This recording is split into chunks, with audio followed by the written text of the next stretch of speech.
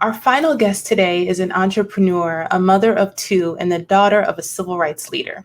Wilma Mae Basta founded Dark Beauty in 2017. Dark Beauty is a well-being and mental health digital platform that helps women of color discover and craft their own unique well-being journey. Through Dark Beauty Healing, the organization gives away free therapy to women of color across the United States. Welcome, Wilma. Hi, how are you? Good. It's always great to talk to you. And you, I know, I love talking to you. I just want to say really quickly, I got my Michelle Williams book checking in that just arrived today. I pre-ordered it, so I'm excited to get stuck in with that. I got to jump to it. So you worked in PR and fashion for over a decade, and in 2019, you made a pivot and started Dark Beauty. Tell me about your path to Dark Beauty. Well, I originally wanted Dark Beauty to be a place for women of color to find their tribes, their niche tribes. And I wanted to work with consumer brands that didn't really understand how to navigate the world of women of color. They tend to market poorly to women of color, assuming that we are a monolith, that we're all the same. And in fact, we're not. There are some women like myself, I love skiing, and I want to find and connect with other women of color who love those things. And but I'd love to be able to work with brands in a way that supported us. And so I had worked for several years putting together this platform, and we were just soft launching in November 2019. And we were just going to start growing gradually and organically. And then a few months later, COVID hit. Yeah. So that changed everything.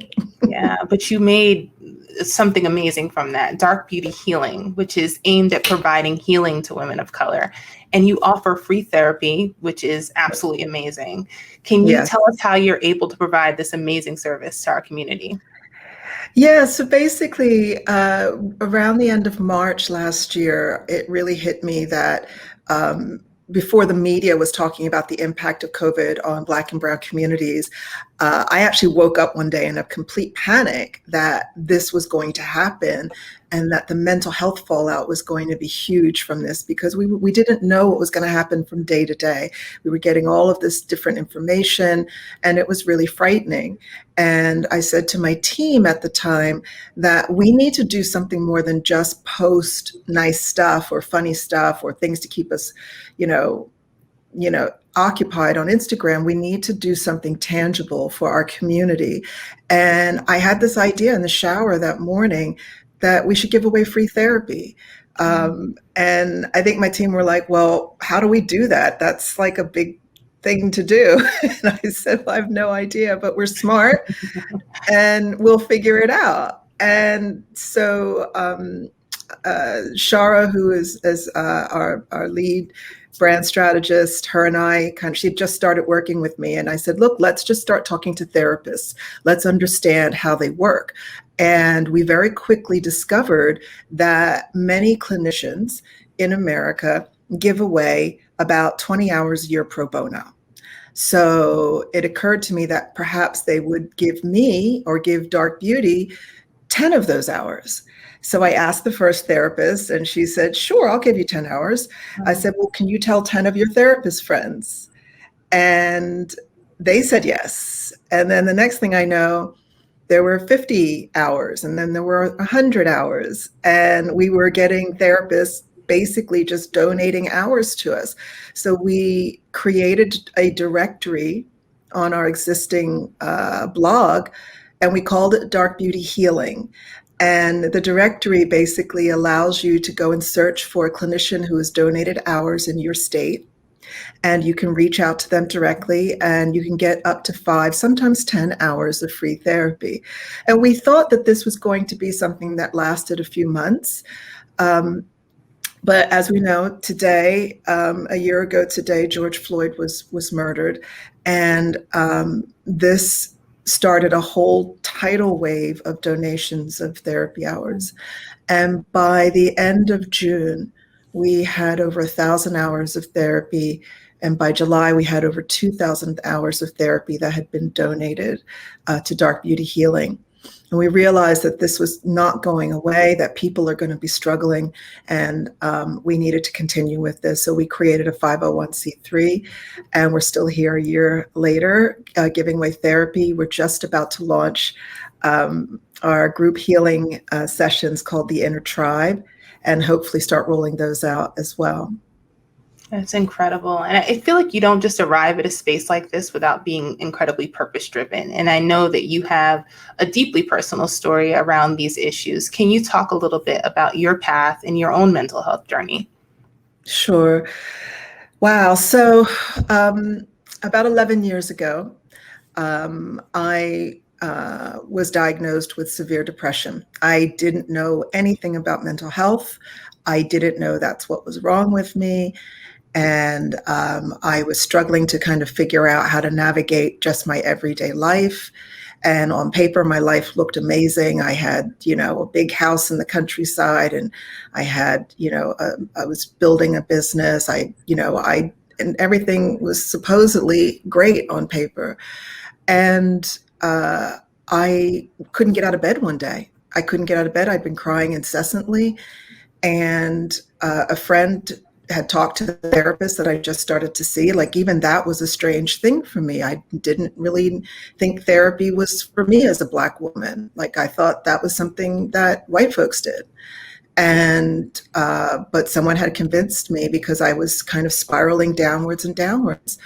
And so on the day that I couldn't get out of bed, this friend the only friend that I could really call, somehow found this therapist who was away on holiday. I still to this day don't know how he found her. I didn't even give him her number. And she said, get her to the Capio. And I didn't even know what the Capio was. And a friend just came down to the hotel I checked into. I had my 2 children with me who were freaked out. And, they got them off to my grandmother, and they took me to the Capio, which was a psychiatric hospital. And I sat down on the side of the bed, and the nurse that was checking me in said, do you feel safe? And I was like, well, looks like a Holiday Inn room. Yeah, I feel safe. But then I realized, it dawned on me, I didn't feel safe in my life. I didn't, this was the first time I actually felt safe, that someone had my back and that I could fall back and someone was going to catch me. And it was this overwhelming feeling, and this dawning of knowledge that I did not feel safe in my life. And I ended up staying in the hospital for 6 weeks. I was the strong Black woman. I was the one that could handle everything. And I thought, well, you know what?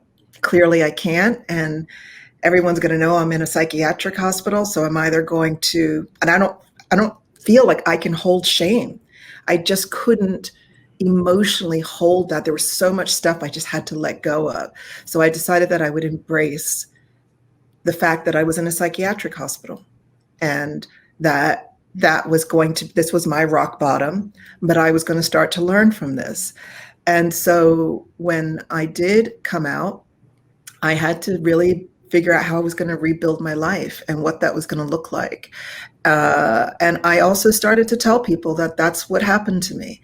And it was really amazing, because as soon as I started to share that with folks, they would open up to me about their mental health journey, about their struggles, about the things that they were doing, and that they all of a sudden had permission to talk about it. Because if someone like Wilma ended up in a place like that, then it's not so bad for me, and I can share that. And it became really something that I wanted to normalize. So the more I spoke about it in my life, the more I would normalize it for other people. But this was just a private thing. I had no intention of ever working in the mental health space. And yet that's what has driven where we are right now. And I feel like I have found my purpose. And so it's a really exciting space to be in. Yeah, I feel like that's a running theme today, is how important it is to hear other people's story and how that gives you the permission to tell your own. So thank you so much for sharing that and for all the work that you do. I know you didn't anticipate going into this space, but you have in such a big and amazing way. You talked a little bit about the inner tribe. What are some of your other goals for your mental health advocacy work? So we still want to raise 10,000 hours of free therapy. We want to continue giving that away. So we are always fundraising for Dark Beauty Healing because we want to start paying our therapists. And we are also welcoming therapists to donate hours. And we want to keep that going. We have some plans that we're working on to start doing things in person with people, group sessions, trips abroad as well that will have some of our clinicians there that we can go into healing environments. And also, part of my healing journey wasn't just talk therapy. There are other healing modalities that exist in the world, and there are other practitioners of color who are doing amazing, amazing work. And so when I came out of hospital, I started to really build my own wellness team, which had other modalities. So I do something called life alignment, and I also built in Ayurveda into my life, which is an 8,000-year-old healing practice from India. And all of these things kind of helped me to heal. So it was this combination of talk therapy and by the way, I was on medication for a while. And so sometimes medication is the right call. So there are lots of different things. And what we want to do with Dark Beauty is to build this platform where people can actually come and discover and experience and build their own well-being team and really understand that healing is your birthright. And, we want to be able to help people to kind of craft that unique team for themselves, because it's not a cookie cutter approach. And you can just try. Some things work better for some and some things don't for others. So we want to kind of present things out there for people to kind of really touch with those different modalities. Yeah, absolutely. Well, we've covered a lot of ground. I'm so excited for the Psych Central partnership with Dark Beauty. Your clinicians are going to be writing some great content for us. Yes. Fantastic. Is there one subject matter you're looking forward to them covering? I think one of the things that we have over 120 clinicians in our network now, and we're covering 60% of America. So I get this really amazing opportunity to get to know some of our therapists more closely. And I'm always amazed at the other practices that they do. We have this amazing therapist, Jackie, who runs the Sankofa Center out of Philadelphia, who practices hip hop therapy because she works with her community in the city, and she also works with formerly incarcerated people. So we want to kind of bring those to the forefront and really highlight all of these other modalities that are there. Wilma, Steve Swayze here. We talked earlier, and I'm just so enthralled by what you're doing with Psych Central, with Healthline. We've covered a lot of ground in the past hour and 10 minutes or so. What is the one thing you'd like our audience to take away from today's total discussion? I'd like to remind people that it's okay to heal, and that it's okay to be human, and that there are people out here who are interested and invested in your healing. That's how we all function. That's how we can all transform, especially everything that's happened to us in the last year with COVID, that we can actually transcend this collective trauma that we've all experienced. So there are a lot of amazing people that we've seen today, from Taraji to Michelle to Dr. Ashton to Bershan, Dan. All of those amazing people are out here doing this work so that we can all collectively heal. Absolutely. Well, Wilma, thank you so much again for joining us today. I really look forward to our collaboration on Psych Central. Me too. Yeah, you can learn more about Wilma on an upcoming episode of the Psych Central podcast, Inside Mental Health. I can't wait to hear that. All the best to you, Wilma. And to you, Faye. Thank you so much, Steve.